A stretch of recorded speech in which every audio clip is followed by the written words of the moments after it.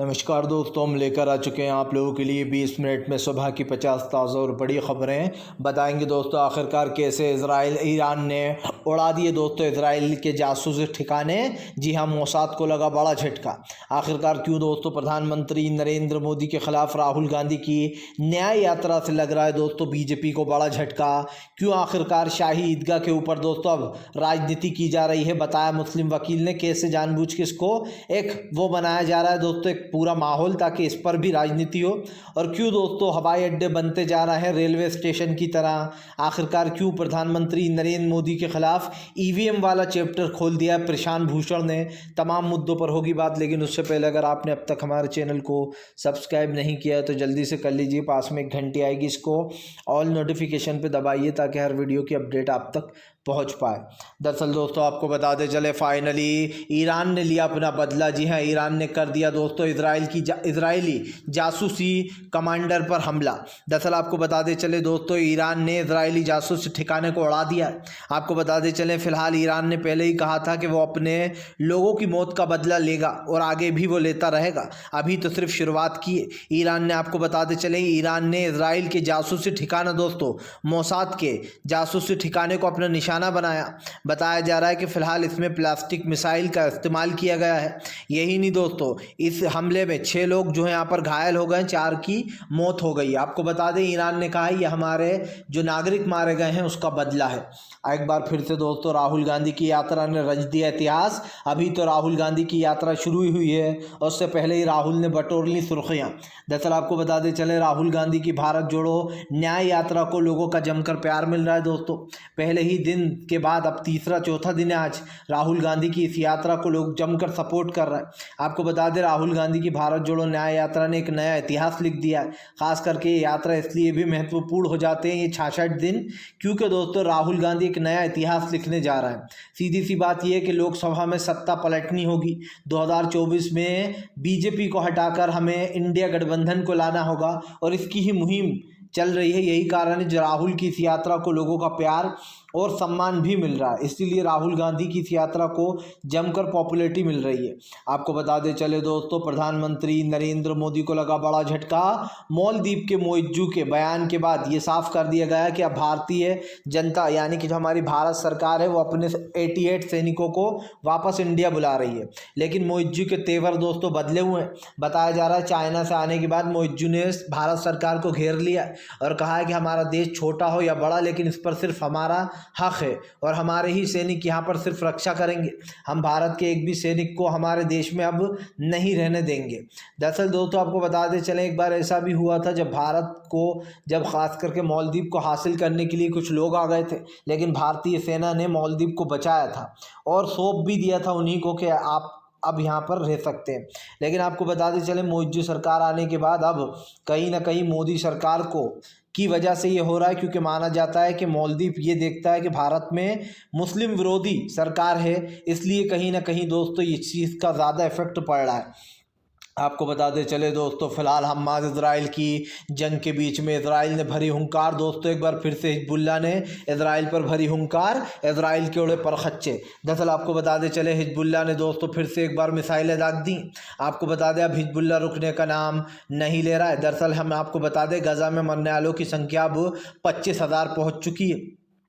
पहले ये आंकड़ा सिर्फ 21,000 था, लेकिन दोस्तों देखते ही देखते ये आंकड़ा 25,000 के पार चला गया। यही कारण है जो अब हिजबुल्ला अपनी मिसाइलें रोकने का काम नहीं कर रहा है। हिजबुल्ला एक के बाद एक भीषण अटैक कर रहा है इजराइल के ऊपर। हिजबुल्ला ने साफ कहा है, जब तक कि खान यूनिस और ख़ास करके दोस्तों गजा के लोगों की जान को ख़तरा है, तब तक हिजबुल्ला भी रुकने वाला नहीं है, क्योंकि एक के बाद एक बड़े हमले हो रहा है जिनसे कि दोस्तों इन लोगों की जान को ख़तरा है। यही कारण है जो अब बड़े हमले के साथ वापस लौटा हिजबुल्ला, और हिजबुल्ला ने सिर्फ महज 2 दिनों में ही इजराइल के परखच्चे उड़ाने का काम किया है। आपको बताते चले दोस्तों, प्रधानमंत्री नरेंद्र मोदी के ऊपर जमकर भड़कते हुए नजर आए संजय रावत। संजय रावत बोले, बहुत हो गई प्रधानमंत्री की राजनीति, मंदिर पर राजनीति करना बंद कर दे बीजेपी। और सबने तो मना कर दिया, उन्होंने कहा मंदिर में जाने से आखिरकार कौन सी प्राण प्रतिष्ठा करने वाले प्रधानमंत्री। दरअसल दोस्तों आपको बताते चले, अयोध्या राम मंदिर के प्राण प्रतिष्ठा में ना ही बड़े बड़े संत शामिल हो रहे हैं। उन सब ने कह दिया कि ये अधूरा मंदिर है, हम नहीं होने वाले शामिल, क्योंकि प्रधानमंत्री अब संतों का काम करने लगे हैं। अब बीजेपी ने अपने आप को फंसते हुए देखा तो कह दिया कि मेन प्रधानमंत्री नहीं होंगे, अनिल शर्मा और कोई एक और नाम लिया वो होंगे। लेकिन दोस्तों आप समझिए, बात सिर्फ ये नहीं है, बात ये है कि साधु संतों का ये काम है प्राण प्रतिष्ठा का। लेकिन भैया हर जगह प्रचार ऐसे किया गया जैसे मोदी जी ने मंदिर बनाकर खड़ा कर दिया, पैसा भी मोदी जी ने अपना जेब से लगा दिया, फैसला भी मोदी जी ने सुनाया था राम मंदिर का, तमाम जो क्रेडिट था वो मोदी जी ने ले लिया। यही कारण जो विपक्ष भड़का हुआ था, विपक्ष ने बायकॉट कर दिया जाना, और विपक्ष के साथ साथ उन तमाम साधु संतों ने, जो लोग मंदिर के पुजारी और बहुत पुराने, ऐसी बात नहीं है, सबसे मान्य पुजारियों ने जाने से इनकार किया। तो आप समझ सकते हैं कि मामला कितना बड़ा था। आपको बता दें चले दोस्तों, फिलहाल प्रधानमंत्री के सारे दावे हुए फेल। प्रधानमंत्री कहते थे रेलवे स्टेशनों को हवाई अड्डे बना दूंगा, हो गया उल्टा, हवाई अड्डे बन गए दोस्तों अब रेलवे स्टेशन। कांग्रेस ने कसा तंज। दरअसल दोस्तों अगर आप हवाई अड्डों का हाल देखेंगे तो आप कहेंगे कि क्या ये लोग रेलवे स्टेशन पर बैठे। ज़रा इन तस्वीरों को देखिए, इसमें आपको दिख रहा होगा कैसे ये लोग, जो लोग नीचे बैठे हुए हैं, ये जहाँ प्लेन खड़े होते हैं दोस्तों, जिस ज़मीन पर प्लेन चलता है और फिर उड़ने लगता है, ये वही ज़मीन है जहाँ पर ये सारे यात्री बैठे हुए हैं। कोहरे के कारण आपको बताते चलें फ़्लाइट में देरी हुई, ये गोवा जाने वाली फ़्लाइट थी दोस्तों। लेकिन यहाँ पर यात्रियों का हाल देखकर अब कांग्रेस ने सवाल उठाया। उन्होंने कहा कि प्रधानमंत्री तो कह रहे थे कि वो रेलवे स्टेशनों को हवाई अड्डों की तरह बना देंगे, लेकिन यहाँ तो उल्टा हो गया, रेलवे स्टेशन से भी बदतर हवाई अड्डों की हालत कर दी है। मतलब आप समझिए, यात्रियों के बैठने के लिए जगह तक नहीं थी, उन्हें उस ज़मीन पर बैठना पड़ा ठंड में दोस्तों, जहाँ पर प्लेन चलकर उड़ने लगता है एकदम, यानी कि वो स्ट्रीट बोल सकते हैं हम इसको, स्ट्रीट रोड। तब आप समझ सकते हैं कि फ़िलहाल यहाँ पर प्रधानमंत्री के जो दावे हैं उनकी कैसे पोल खुल जाती है। आपको बताते चले दोस्तों, फिलहाल इजराइल और ईरान की लड़ाई के बीच में दोस्तों आखिरकार हमास ने कर दिया कांड। जी हाँ, दरअसल आपको बताते चले, इधर इजराइल और जो है दोस्तों ईरान आपस में भिड़ रहे थे, उधर हमास ने आपको बताते चले इजराइल के कई ठिकानों को निशाना बना लिया। जी हाँ, दरअसल आपको बताते चले, पहले तो दोस्तों ईरान ने एक बड़ा जख्म दे दिया इजराइल को, उसके बाद हमास ने भी दोस्तों इजराइल के ऊपर कई मिसाइलें दाग डाली। आपको बताते चले हमास ने इजराइल के कई सैनिकों को घायल कर दिया, जिसके बाद इजराइल की चिंता बढ़ गई है, क्योंकि अब तो हमले चौतरफा हो रहे हैं। आपको बताते चले ईरान ने पहले मोसाद के ठिकानों पर हमला किया, जिसमें 6 लोग घायल हो गए और 4 की मौत हो गई। उसके बाद दोस्तों आपको बताते चले हमास ने भी इजराइल के ऊपर एक के बाद एक ताबड़तोड़ हमले कर दिए, जिससे कि इजराइल की हालत पतली हो गई है। जाहिर सी बात है, इजराइल ने अब तक 25,000 लोगों की जान ले ली है, उसमें तमाम लोग दोस्तों बेचारे गजा के लोग हैं ज़्यादातर।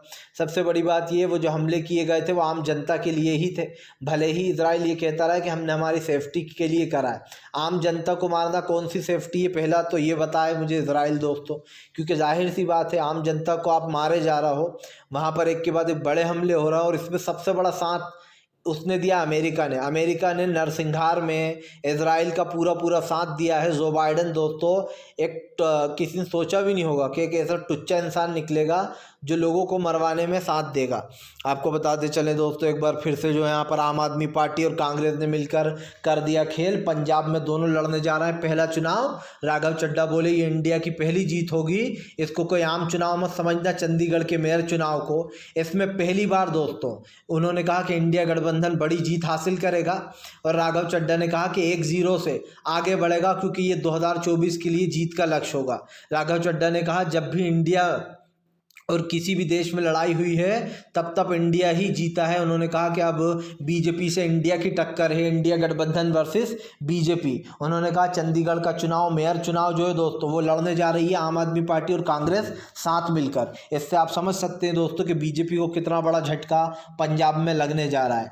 यही नहीं दोस्तों, आम आदमी पार्टी के राघव चड्ढा ने राहुल गांधी की बातों में जिक्र कर दिया कि अब ये जीत मणिपुर टू मुंबई तक जाएगी। मतलब साफ है कि राहुल की रैली में भी भी दोस्तों पूरा जमावड़ा पहुंचेगा बहुत जल्दी इंडिया गठबंधन का, जहां पर ममता बनर्जी, अरविंद केजरीवाल से लेकर तो अखिलेश यादव तक शामिल होंगे। आपको बता दें चले दोस्तों, फिलहाल इस बार जो है यहाँ पर बदल गई है राजनीति। आंध्र प्रदेश में कांग्रेस करेगी खेल, जी हाँ, भाई के सामने बहन को उतारेगी।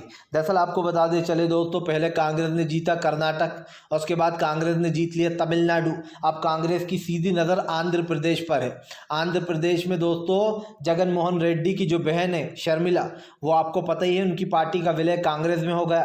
कांग्रेस में विलय होने के बाद बताया जा रहा है कांग्रेस खास करके शर्मिला जो है जगन मोहन रेड्डी की बहन, क्योंकि अभी आंध्र प्रदेश में जगन मोहन रेड्डी की सरकार चल रही है, लेकिन उनकी बहन शर्मिला से उनके रिश्ते अच्छे नहीं हैं।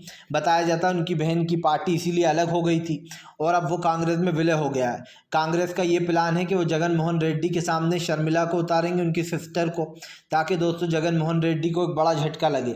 यही नहीं माना तो ये भी जा रहा है कि अब अगला कदम आंध्र प्रदेश में ही जमाएगी कांग्रेस। ये भी माना जा रहा है कि कांग्रेस में आंध्र प्रदेश की सरकार बन जाएगी 101%, 90% तो मानकर ही चलिए, क्योंकि कांग्रेस की वक्त जीत का जो उधर सिक्का है खास करके साउथ में, वहाँ पर बहुत ज़्यादा चल रहा है। ऐसे में ये कहना गलत नहीं होगा कि अब आंध्र प्रदेश में शर्मिला के ऊपर दाव खेल देगी कांग्रेस, यानी कि जगन मोहन रेड्डी की छुट्टी हो सकती है।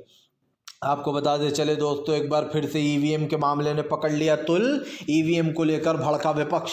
दरअसल आपको बता दें चले, कांग्रेस ने चेतावनी दी है इलेक्शन कमीशन को कि तत्काल में इलेक्शन कमीशन हमें वक्त दे और ईवीएम हटाकर बैलेट पेपर से चुनाव कराए। उन्होंने कहा कि ना वीवीपैट ना ही जो है ईवीएम, अब की बार तो बैलेट पेपर से ही चुनाव कराना होगा और ये अटल बात है। आपको बता दें चले, कांग्रेस ने साफ कहा है कि फिलहाल वो इस पर खास कर भरोसा नहीं करती ईवीएम पर और ईवीएम को हटाना होगा। दरअसल दोस्तों आपको बता दें चले, जब ईवीएम आई थी तब कोई घोटाले नहीं करता था। हालांकि तब भी लाल कृष्ण आडवाणी जब 2 बार चुनाव हार गए थे तो उन्होंने कहा था कि हम ईवीएम की वजह से हारे हैं। तो सबसे पहला सवाल तो बीजेपी के नेता लाल कृष्ण आडवाणी ने ही ईवीएम पर उठाया था। अब इसी को लेकर दोस्तों काफ़ी बवाल मचा हुआ है। सीधी सी बात यह है, सुप्रीम कोर्ट के जज, तमाम सुप्रीम कोर्ट के जज और तमाम लोगों ने यह ऐलान कर दिया है कि वो किसी भी हालत में ईवीएम का समर्थन नहीं करेंगे और अगर ऐसा हुआ तो चुनाव को बायकॉट करना ही होगा। ईवीएम से मतलब हारना है, क्योंकि जाहिर सी बात है दोस्तों, ईवीएम से बीजेपी जीत जाती है। ये आरोप लगते हैं कि उसको बम्पर वोट मिलते हैं ईवीएम में गड़बड़ी कर कर। आपको बताते चले दोस्तों, फिलहाल मथुरा शाही ईदगाह में हिंदू पक्ष को बड़ा झटका लगने के बाद मुस्लिम वकील बोले ये सब कुछ चालबाजी है, क्योंकि जिन लोगों ने ये केस लगाया है दोस्तों 50 साल तक सोते रहे। 2021 में केस लगाया गया है। आपको बता दें दोस्तों, पहले तो ज्ञान व्यापी मस्जिद सबसे पहले नंबर आया बाबरी मस्जिद का। उसका फैसला कोर्ट ने भी ये माना कि वहाँ पर मस्जिद ही थी, लेकिन फैसला किसके पक्ष में गया? हिंदू पक्ष के उसमें चला गया कि यहाँ पर राम मंदिर बनेगा, इससे भाईचारा और बढ़ेगा। चलिए कोई बड़ी बात नहीं है, अगर भाईचारा बढ़ता है दोस्तों तो मंदिर मस्जिद हमारे देश में बहुत सारी हैं, इसके लिए ये भी ठीक है। मुस्लिम पक्ष ने इसको सर झुकाकर और खुशी से मान लिया। लेकिन दोस्तों जो डर ओवैसी ने जताया था कि इसके बाद तमाम मस्जिदों को टारगेट किया जाएगा, वो ही आज हो रहा है। पहले ज्ञान व्यापी का सर्वे कराया गया, अब शाही ईदगाह पर केस लाया गया और आप समझिए बीजेपी ने 2 मुद्दे तैयार रख रखे हैं, राम मंदिर के बाद ज्ञान व्यापी और शाही ईदगाह, ताकि बाद में इस पर भी राजनीति करें। इसका भी फैसला जो दिलवाना है वो दिलवा दिया जाए। इसी को लेकर मुस्लिम वकील ने कहा है कि ये सब कुछ जिन लोगों ने ये FIR लगाई है शाही ईदगाह को लेकर, ये सिर्फ़ और सिर्फ उन लोगों की चाल है। उन्होंने कहा क्योंकि जो लोगों ने दोस्तों आप समझिए, जिन लोगों ने केस लगाया है कि वहाँ पर मंदिर है, ईदगाह को हटाया जाए, वो लोग दरअसल दोस्तों रेपिस्ट हैं, उनके ऊपर मर्डर के आरोप हैं, मतलब उनके ऊपर गंभीर आरोप लगे हुए हैं जिन भी लोगों ने ये केस लगाया है। ये खुद दोस्तों वकील महमूद कराचा साहब ने बताया है, क्योंकि वो मुस्लिम पक्ष के वकील हैं। और अब आप समझ सकते हैं कि जिन लोगों के ऊपर रेप के आरोप है, मर्डर के आरोप है, वो लोग केस लगाने पहुँच गए। तो मतलब साफ है कि यहाँ पर भी हिंदू मुसलमान करने का पूरा प्लान ऑन हो चुका है। आपको बता दें चले दोस्तों, हमास इजराइल की जंग के बीच में ईरान बोला अभी तो सिर्फ शुरुआत है, आगे आगे देखो होता है क्या। ईरान ने मोसाद के ठिकानों को उड़ाने के बाद दोस्तों इजराइल के ज़ख्मों पर नमक छिड़कने का काम किया है। आपको बता दें चलें, क्योंकि दोस्तों मोसाद जो है वो एक जासूसी वो मानी जाती है दोस्तों, कंपनी माना जाता है। मोसाद जो है वो इजराइल के लिए जासूसी करती है। आपको बता दें चलें, इससे पहले 34 लोगों को गिरफ्तार किया था तुर्की ने, और वो लोग दोस्तों मोसाद के ही आदमी थे। अब ऐसे ही दोस्तों बुरी तरीके से इजराइल के और जासूस ठिकाने पर हमला किया ईरान ने, और यही नहीं, उसने 4 लोगों को मार गिराया, 6 को घायल कर दिया, और ये कहा गया कि हमने ये हमारे लोगों का बदला लिया है, ये हमारा बदला है। आपको बता दें चले दोस्तों, ईरान पूरी तरीके से कमर कसकर बैठा हुआ है। ईरान को पता है कि अमेरिका और इजराइल कब क्या करेंगे। ईरान को ये भी खबर है कि जो ये सब कुछ हो रहा है दोस्तों, इसको लेकर कहीं ना कहीं जानबूझकर ये सब कुछ चालबाजी की जा रही है। इससे मतलब साफ हो जाता है कि ईरान और इजराइल की ये लड़ाई दोस्तों अब जंग के मैदान में जा चुकी है, मतलब कि सिर्फ और सिर्फ तबाही दोस्तों। आपको बताते चले दोस्तों, फिलहाल एक बार फिर से जो है यहाँ पर प्रधानमंत्री नरेंद्र मोदी के ऊपर जमकर भड़कते हुए नजर आए कन्हैया कुमार। कन्हैया कुमार बोले बीजेपी वाले हिंदुत्व के ठेकेदार हैं क्या उन्होंने हिंदू धर्म को ले लिया है, जो हमेशा हिंदू धर्म की वकालत करते रहते हैं। दरअसल आपको बता दें, कन्हैया कुमार ने कहा कि हिंदुओं को अपमानित करना बीजेपी का काम है। उन्होंने कहा कि फिलहाल सबको न्योते बांटते फिर रहे हैं, जैसे कि अमित शाह के बेटे जय शाह की शादी हो। उन्होंने ये भी कहा कि फिलहाल मैंने पहले भी कहा है कि फिलहाल अमित शाह अगर नहीं होते दोस्तों तो जय शाह आज क्या होता है ये आप अच्छे से जानते हो, लेकिन बीसीसीआई का चेयरमैन बनाया गया है। आपको बताते चले, यही नहीं, सीधे सीधे कन्हैया कुमार ने घेरते हुए कहा कि फिलहाल सब लोग देख रहे हैं, मंदिर पर लोगों को न्योते बांटे जा रहे हैं। आखिरकार ये कौन सी राजनीति हो रही है? जाहिर सी बात है दोस्तों, मंदिर जिसको जाना है वो जाएगा, जब उद्घाटन होगा तो सब आ जाएंगे। लेकिन यहाँ पर सरकार राजनीति करने में लगी हुई, और इस राजनीति से देश का नुकसान हो रहा है, क्योंकि हिंदू मुसलमान करवा कर दोस्तों कौन सी नफरतें फैला रही बीजेपी, ये सब देख रहे हैं। इस पर कुछ छुपा नहीं है, आप भी देख रहा हूँ, मैं भी देख रहा हूँ, तमाम लोग इस पर नज़रें लगाए हुए हैं। तो कम से कम दोस्तों थोड़ी शर्म अगर हो इनके अंदर तो कम से कम ये रोक ही दें इस चीज़ को, पर मुझे नहीं लगता कि इनके अंदर वो शर्म दोस्तों अभी बाकी है या आगे हो सकती है। आपको बता दें चले दोस्तों, फिलहाल अरविंद केजरीवाल और संजय सिंह को बड़ी राहत, मानहानि केस पर जो है यहाँ पर अभी एससी ने लगा दी है रोक। जी हाँ, दरअसल आपको बता दें चले, संजय सिंह और आम आदमी पार्टी के ही अरविंद केजरीवाल जो कि सीएम है, उनके ऊपर ये केस लगाया गया था कि इन्होंने प्रधानमंत्री की डिग्री मांगी है, मानहानि का केस लगाया गया था, और प्रधानमंत्री का बिना नाम लिए केजरीवाल ने उन्हें अनपढ़ राजा भी कहा है। एक बार नहीं, खैर वो तो 1000 बार वो कहते रहते हैं, क्योंकि जाहिर सी बात है प्रधानमंत्री की पढ़ाई पर वो सवाल उठाते हैं कि एक ऐसा इंसान जो चौथी पास है वो देश को कैसे संभाल सकता है। इसीलिए रातों रात नोटबंदी करा दी, बिना सोचे समझे लॉकडाउन लगा दिया, जिससे कि हज़ारों लोग मारे गए। और यही नहीं दोस्तों, इन तमाम चीज़ों में सच्चाई है। ऐसा नहीं है कि केजरीवाल ने हवा में बातें करी हैं, केजरीवाल की बात बिल्कुल सच है, क्योंकि प्रधानमंत्री ने अपने खुद के ही एक इंटरव्यू में कहा था कि वो पढ़े लिखे बिल्कुल नहीं है, ज़्यादा नहीं पढ़े, वो थोड़ा बहुत ही स्कूल गए।